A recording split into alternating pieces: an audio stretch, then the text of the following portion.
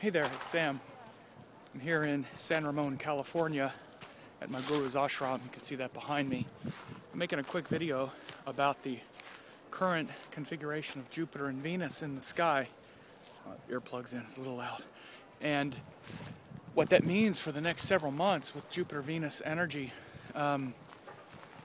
interacting. Now, Jupiter and Venus are planets that are both givers. They both give things that we want, like Venus gives happiness, beauty, pleasure, enjoyment, joy, hopefully, and things that are good for us, not just that give us a sort of immediate central gratification.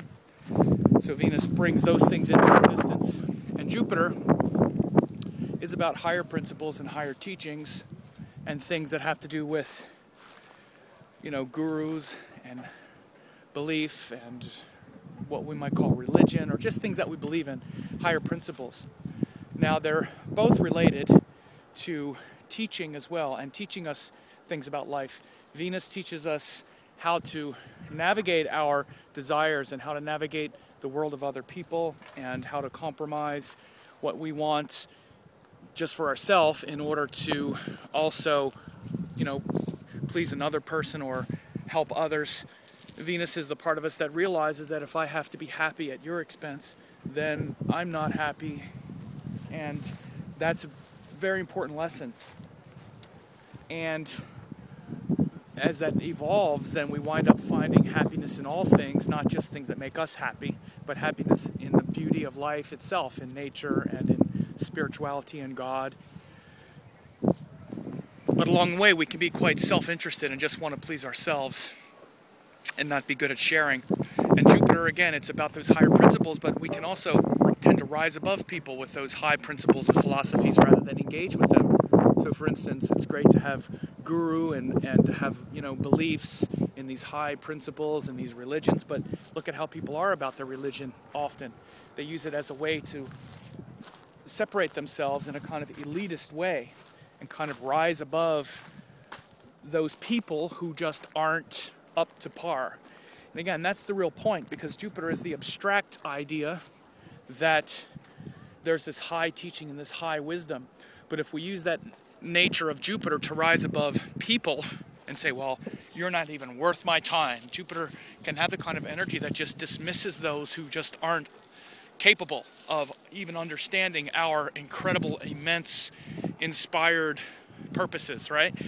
So Jupiter has a lot to do with that thing that is often called spiritual bypassing, and just kind of, even if not dismissing people summarily, but even just the willingness to not engage. Like, for instance, you have a disagreement with someone, we have to know who to engage with, but Jupiter is the part of us that might just be like, you're not even worth my time. Even if we don't express it like that, just kind of like, I'm up here and you're down here. I'm so evolved and you're just down here. So these are the sort of range of possibilities.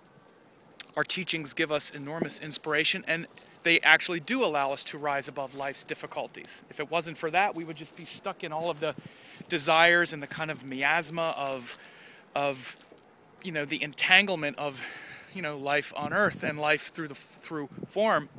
But, again, we have to make sure to not rise above people. And Venus connects us with people, but we can just get stuck in this kind of shallow pursuit of desires and even things like gossiping and, obviously getting overstimulated with our desire nature and all that. So these two planets interacting, as you can see, they have sort of cross purposes. And sometimes people are like, oh, Jupiter-Venus conjunction in your chart, that's great. Jupiter-Venus dasha, that's great. It creates a lot, but it can create a lot of inner conflict between your beliefs and your desires. How many times do our relationships test us and test our beliefs? How many times do our relationship partners seem to be a little bit at odds with our deeper philosophical principles? And Jupiter, for instance, also literally brings these teachings and this sense of meaning and purpose in the form of something like children. How often is it that children, which is related to Jupiter, gives the relationship meaning? Gives your life meaning. Someone has a child and automatically their life takes on a new meaning. And really that's what Jupiter is, that sense of meaning, that direction that we're going, and that purpose, and the philosophy that explains it. But again, that's often at odds with the desires in the moment. That's another way to really understand the nature of Jupiter and Venus. You know, Jupiter is, I want to do what's right for my soul. You know, I can see the big vision, the big purpose. And Venus is, I want to be happy right now. They're very different. So these two planets, when they aspect, when they interact, when they're joined in a birth chart, when the planets are in each other's signs, anytime there's a Venus-Jupiter connection, you'll see a lot of these themes and a lot of these issues being sort of debated internally. Can have a lot of inner conflicts. And, you know, we waste a lot of our energy in these inner conflicts. It's where a lot of our life energy gets spent. Rather than spent on doing one or the other, we wind up kind of going back and forth, spending a lot of energy. So this Jupiter-Venus principle will be very important between now, which is around the end of November, and like March of 2014, because Venus is now in Sagittarius. It's very closely it's a very close opposition to Jupiter, who's in Gemini, and then Venus is going to go into Capricorn, and then it will go retrograde back into Sagittarius and oppose Jupiter again. So we'll be working on this until March 2014. And these themes between your relationship partners and compromise, and how in harmony they are with your values and what you're trying to create, your sense of meaning and purpose and contribution, that stress between short-term pleasure and happiness and long-term vision and purpose. These themes are going to be grappled with for the next several months.